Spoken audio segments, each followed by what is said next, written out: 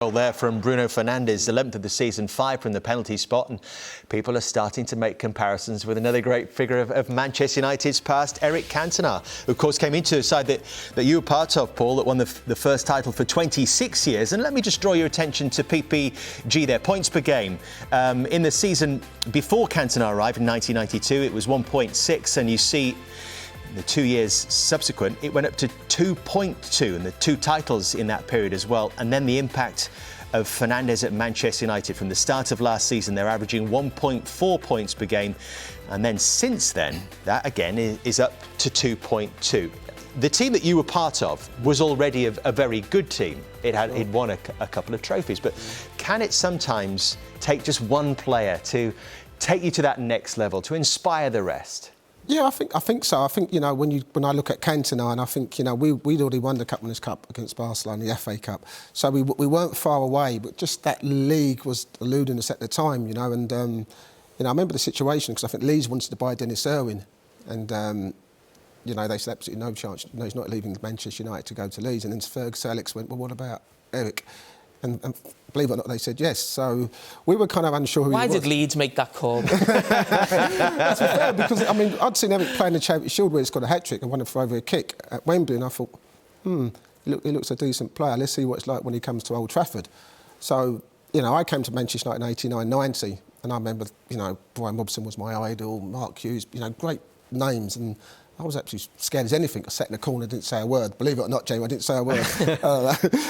And I thought it'd be interesting to see how Eric comes in when he comes into the club. And he walked in, 6'3", statue of a mountain of a man, had a massive presence about him, and just sat there. And we said, right, he belongs at Manchester United. And to be fair, he kind of just knit this all together. He was that missing piece of the jigsaw. The goals he created, the way he made everybody raise their game. And I think that's what Fernandes has done. I think he's come in and made everybody raise their game. Look at some of the clips of Cantona now. That is a big thing, what you've just said then. Great players, not just these positions, attacking players. They make other people look better and play better. Is that the effect he had, and was that the difference to get you over the line to get that first title? Yeah, it was. And things like moments like this, just moments where you had to win the game because people were chasing us. We didn't win the title by a lot. But just things like, that's audacious. He could do everything. Eric could do absolutely everything. I used to watch him come in at 9:30 every morning and do his own warm-ups, train on his own until we started the season. But he was just a wonderful player, and he had a presence. That's the most important thing, he had a presence. We know he was talented, we know he was great, but he had a presence about him. And he lifted everybody else. He made us do different Look things. At that fella. He made you do that? Wow. I can't believe I squared it. I should have gone on my own. Not many midfielders do that these days. It wasn't about that. I stood there and he didn't come over to thank me.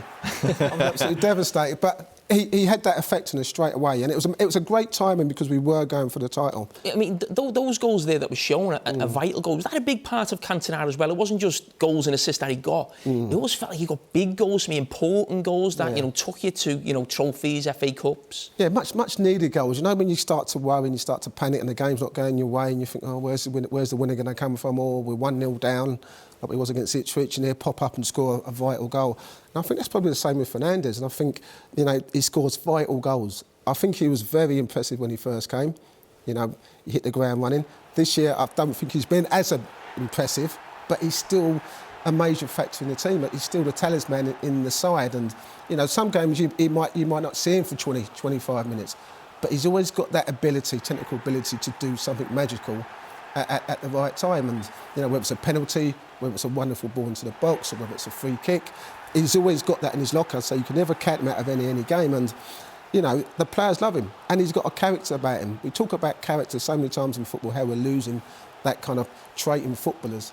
But there was a time I watched him have a go at Lindelof, demands on his players, demands on his teams. And for someone to come from a foreign country, as in Portugal, and come into a club like Manchester United and put demands on his players and his teams, he's a winner. And it's infectious at the moment. I think with Cantona, he's almost remembered, certainly in Manchester United circles. He's the man who brought the title back to Manchester United. Obviously, a lot of players, Sir Alex Ferguson, but he's seen as that man. If Manchester United were to go and win the title, I think we'd all look at Fernandes, wouldn't we? We'd all look at the impact of Fernandes, and he was the man to bring the title.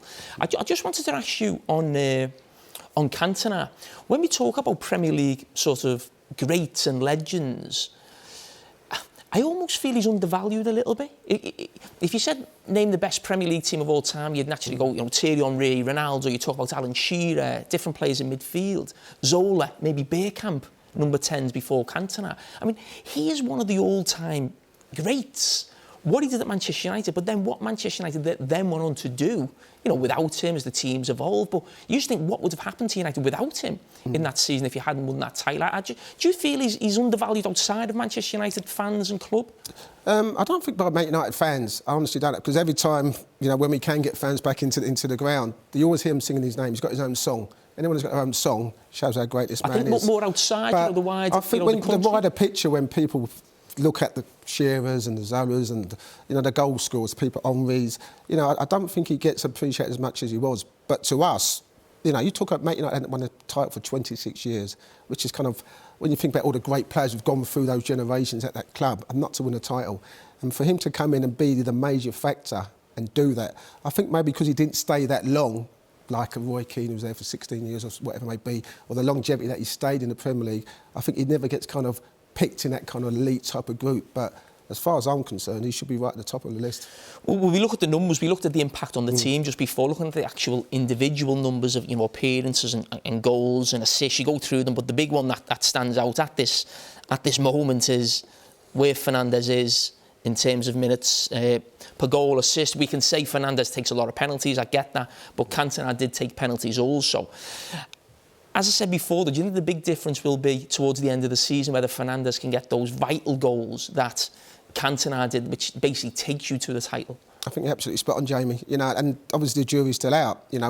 Eric came into a team where we were under pressure to win the title. Manchester United this year are not under the pressure to win the title because we didn't expect them to be up there challenging the likes of Liverpool and City. But now they've got the pressure's on because they feel they can win the title. And that's the mark of a top player, what he does when it actually matters. And I think, listen, I'm not saying that's not going to be the case. He's certainly got the qualities to do it, but it's not all about Fernandes. He needs people around him to help him and muck out. And, fingers crossed, let's wait and see, James.